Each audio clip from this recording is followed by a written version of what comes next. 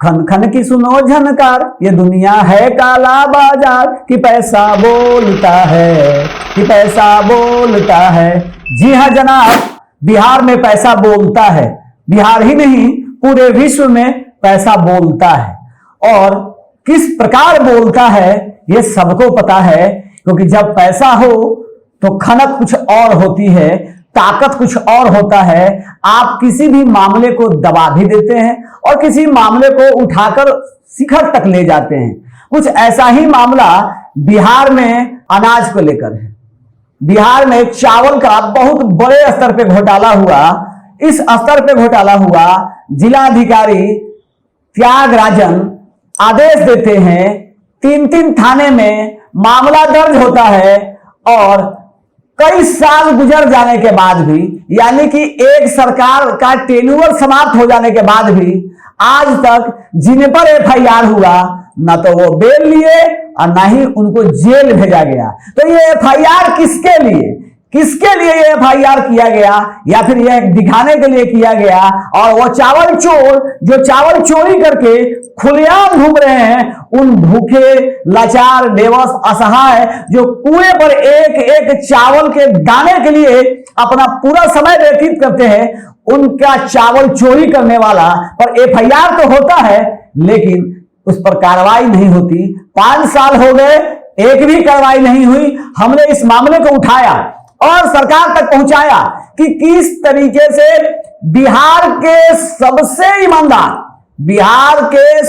ईमानदार जिनके नाम की डंका पूरे भारत में बजती है, जैसा कि वो खुद कहते हैं और उनके गठबंधन के लोग कहते हैं, उनके प्रवक्ता ताल ठोक ठोक कर कहते हैं कि नीतीश कुमार जी बहुत ही ईमानदार व्यक्ति हैं और उनके रहते बिहार में भ्रष्टाचार हो ही नहीं सकता है।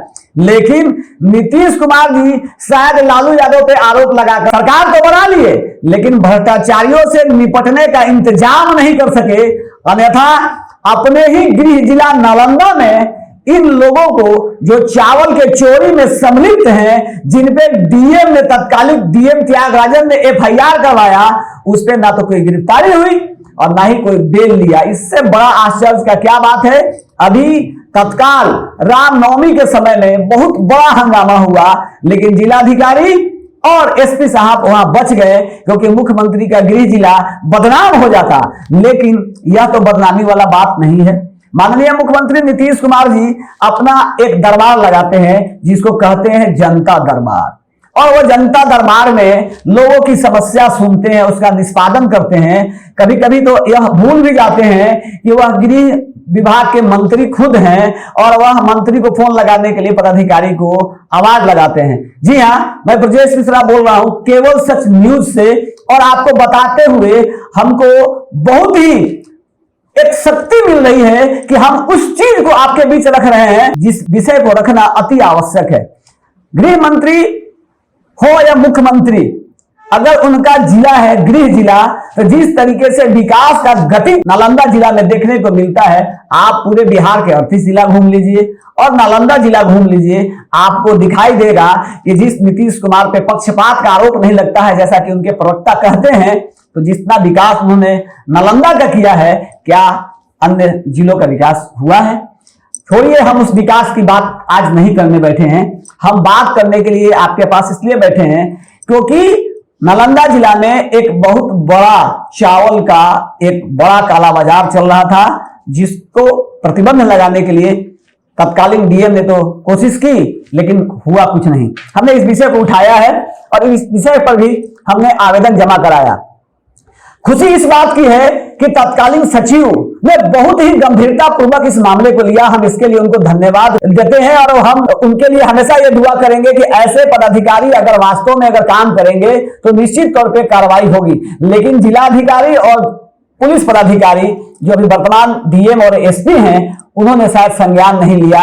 उनके यहाँ आवेदन जनता दरबार की तरह जैसे नीतीश कुमार के यहाँ आता है मुख्यमंत्री के जनता दरबार में, या मुख्यमंत्री के जनता दरबार के अलावा आप आम दिनों में आवेदन देते हैं तो एक टोकन दिया जाता है।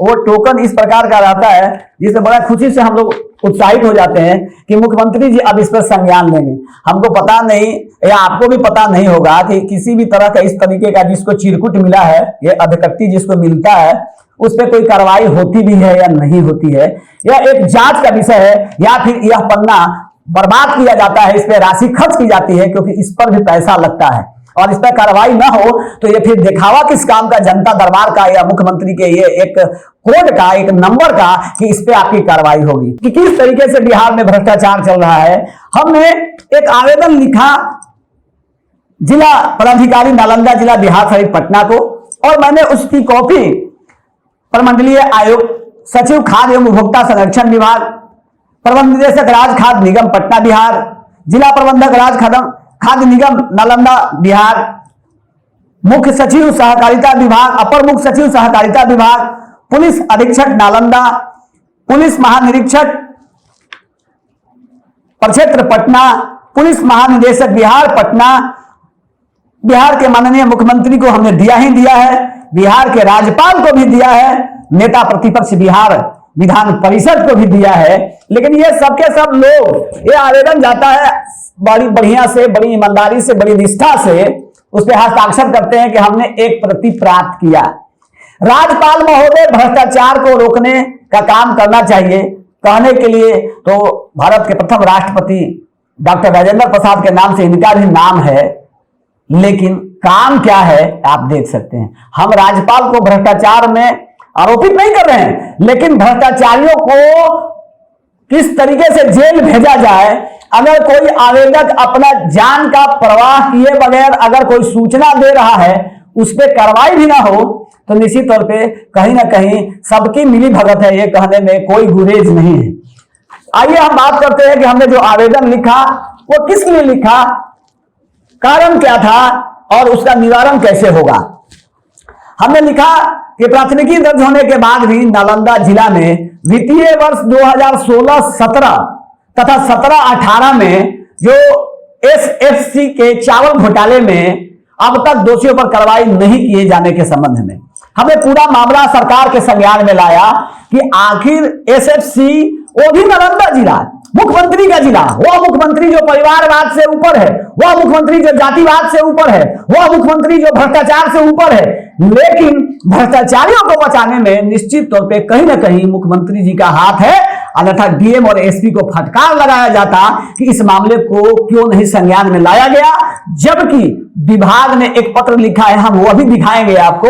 लेकिन हमने जो लिखा कि माननीय मुख्यमंत्री नीतीश कुमार के गृह जिला नालंदा में भ्रष्टाचारियों का मनोबल बढ़ता ही जा रहा है, अन्यथा 2017-18 में हुए तीनों एफआईआर का ठोस कार्रवाई होती, जिससे काली करतूत करने वाले के भीतर कानून का भय व्याप्त होता।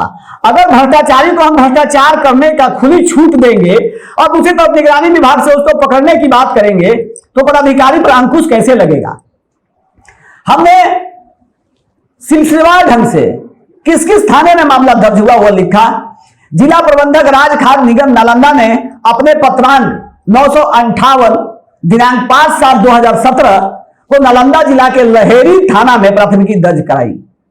दूसरा मामला दर्ज होता है जिला प्रबंधक राज खाद्य निगम नालंदा ने अपने पत्रांक 19/11 दिनांक 17/2/2018 को नालंदा जिला के हिलसा थाने में प्राथमिकी दर्ज कराई गई।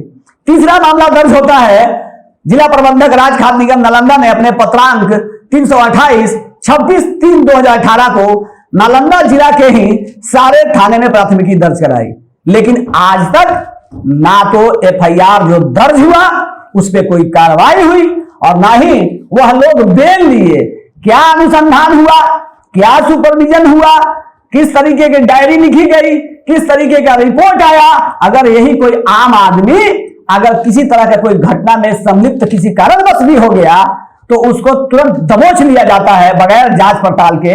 बगैर जांच पड़ताल के बहुत सारे मामले में उसको जेल तक भेज दिया जाता है। तो क्या इस मामले में अभी तो चूंकि जिला के डीएम और एसपी तत्कालीन गए हैं, 1 साल के आसपास हो रहा है इनका, लेकिन इसके पूर्व के जितने भी वहां पदाधिकारी रहे डीएम और एसपी, उन्होंने कोई कार्रवाई नहीं की। अलबत्ता हम यह भी कह सकते हैं कि हमने जब पत्र लिखा उस समय के अभी तत्कालीन जो अभी डीएम है, तत्कालीन जो अभी एसपी हैं, उन्होंने भी कोई दिलचस्पी नहीं दिखाई, ना ही इसमें यह विचार किया कि यह मुख्यमंत्री का गृह जिला है और इस गृह जिला में अगर इस तरीके से गरीबों का अनाज को लूट लिया जाएगा और हम उस पर कोई कार्रवाई नहीं कर सके तो यह बहुत ही विचारणीय प्रश्न है। हमने पूरी जानकारी दी। गोदामों की जांच के बाद लगभग 45,731 क्विंटल चावल कम पाए गए थे। इस संबंध में एक मिलर तथा एसएफसी के 2 अधिकारियों पर प्राथमिकी दर्ज कराई गई थी। बाद में मामले की गहराई जांच कराने के बाद घोटाले में संलिप्त लगभग 25 पैक्स अध्यक्षों को वो भी तत्कालीन जिला पदाधिकारी डॉक्टर त्यागराजन एसएम के निर्देश पर एसएफसी प्रबंधक के द्वारा तीनों विभिन्न थानों में प्राथमिकी दर्ज कराई गई। लेकिन प्राथमिकी के दर्ज होने के 5 साल बाद भी कोई कार्रवाई आज तक नहीं हो सकी। क्या कार्रवाई होगी या फिर चावल चोर को छोड़ दिया जाएगा? अगर चावल चोर को इसी तरीके से छोड़ दिया जाएगा तो आप खुलेआम कर दीजिए कि सब लोग चावल लूटिए। आम जनता को भी बोलिए कि आपकी भी क्षमता है तो लूट लीजिए। उनको चावल नहीं मिलता है राशन की जन वितरण प्रणाली की दुकान से, साल में शायद ही 8-9 महीने मिलता हो, 3 महीना तो ऐसे ही गायब हो जाता है। एक बहुत बड़ा रैकेट है जन वितरण प्रणाली की दुकानों में। लेकिन हम आज जन वितरण प्रणाली की बात नहीं कर रहे हैं बल्कि एसएफसी के द्वारा जो थाने में प्राथमिकी दर्ज हुई। यानी कि अगर कोई विभाग अगर कोई एफआईआर दर्ज करे और उस एफआईआर पे कार्रवाई नहीं हो तो निश्चित तौर पे दाल में काला ही नहीं बल्कि पूरी दाल काली है और पूरा का पूरा सिस्टम इसमें सम्मिलित है।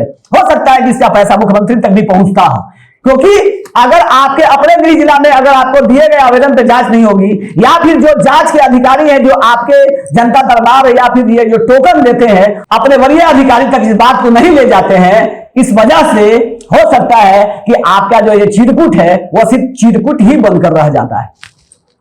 अब आप जरा सोचिए कि इतना बड़ा लूट का हमने डीएम और एसपी को डाक से भेजा था, पटना में बाई हैंड जमा कराया था, लेकिन अभी तक कोई कार्रवाई नहीं हुई। लेकिन जब हम लोगों ने इस मामले को लेकर अधिकारी से बात की तो उन्होंने बताया और उन्होंने बात भी की दूरभाष पे और कार्रवाई का आश्वासन दिया और एक पत्र भी आया जो 7/7/2023 पत्रांक संख्या, ये भी हम आपको दिखा देते हैं कि विभाग ने व्यक्तिगत सचिव ने इस पे सक्रियता दिखाई।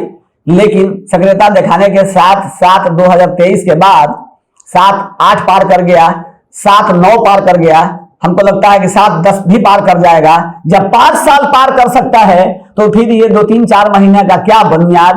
वैसी स्थिति में किस तरीके की कार्रवाई होगी? उन्होंने पत्रांक 10 विविध 2/2021 खंड 2964 खाद पटना दिनांक 7/7/2023 संजय कुमार उपाध्याय जो भारतीय प्रशासनिक सेवा के अधिकारी हैं, जो सरकार के विशेष सचिव हैं, उन्होंने पत्र भेजा हमारे पास और एक जानकारी दी उन्होंने कि जिस पर विभाग द्वारा विभागीय पत्रांक 2571 दिनांक 13/6/2023 के द्वारा कार्रवाई करते हुए केवल सच राष्ट्रीय हिंदी मासिक पत्रिका के पत्रांक 907 दिनांक 7/6/2023 के द्वारा उठाए गए विषय की जांच कराकर नियमानुकूल अग्रतर कार्रवाई जिलाधिकारी को उन्होंने प्रेषित किया। लेकिन जिलाधिकारी साहब के पास फुर्सत कहां है?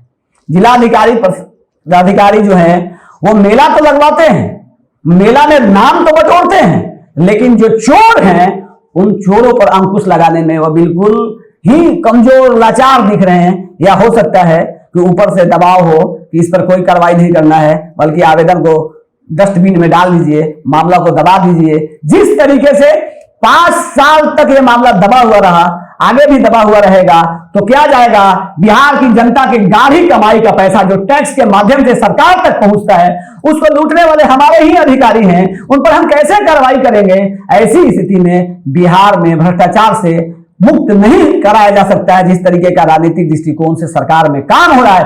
एक समय था जब चारा स्कूटर से ढुलाता था, ट्रक का नंबर लगता था, अब चावल चोरी हो रहा है। ये बिहार है और जब यहाँ काली कमाई होती है तो यहाँ चूहा भी शराब पी जाता है। 1 लीटर 2 लीटर नहीं, लाखों लीटर चूहा शराब पी जाता है। शराब बंद है, इसके बावजूद भी कोई अंकुश नहीं है। ऐसी स्थिति में भगवान भरोसे बिहार है, पता नहीं 2024 के लोकसभा चुनाव में किस मुंह से, किस तरीके से अपने आम जनता के बीच जाएंगे और मोदी के सरकार में जो ED, CBI, GST, income tax के बारे में जो बार बार यह आरोप लगाया जाता है कि यह लोग जानबूझकर विभिन्न पार्टी के नेताओं को परेशान करते हैं, लेकिन क्या ये घोटाला नहीं हुआ है? क्या एस त्यागराजन क्या नरेंद्र मोदी के रिश्तेदार हैं?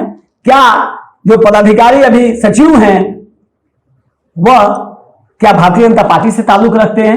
अगर कार्रवाई नहीं होगी तो आरोप तो लगेगा, और आरोप जब लगेगा तो जनता आपसे सवाल पूछेगी, क्योंकि 2024 के लोकसभा चुनाव में भ्रष्टाचार को मुद्दा बनाने की कोशिश किया जा रहा है। जिस तरीके से नरेंद्र मोदी या भारतीय जनता पार्टी एक तरीके से बात कर रही है कि धर्म के हिसाब से वो सनातन को लेकर चल रही है, राम को लेकर चल रही है, दूसरी तरफ आईएनडीए दूसरे तरीके का राग अलाप रही है, तो वैसी स्थिति में भ्रष्टाचार, महंगाई, बेरोजगारी मुद्दा गौन हो चुका है। किसी को धर्म से प्यार है, किसी को भ्रष्टाचार से प्यार है। क्या इस तरीके से देश चलेगा और देश की जनता को लूटा जाता रहेगा? अगर इस पर विराम नहीं लगाया गया तो निश्चित तौर पे इस विकसित बिहार को जो हो रहा है, जो विकसित बिहार के लिए आगे बढ़ रहा है, निश्चित तौर पे आने वाले दिनों में जिस तरीके से पहले गांधी सेतु का तेल गायब हो जाता था, आने वाले समय में कई पुल का बहुत कुछ गायब हो जाएगा, पता भी नहीं चलेगा, और केस होगा और जांच के नाम पर फिर ढाक के 3 पात साबित होगा। हम फिर किसी न किसी मुद्दे को लेकर आपके बीच आएंगे। तब तक देखते रहिए केवल सच न्यूज। मैं हूं ब्रजेश मिश्रा।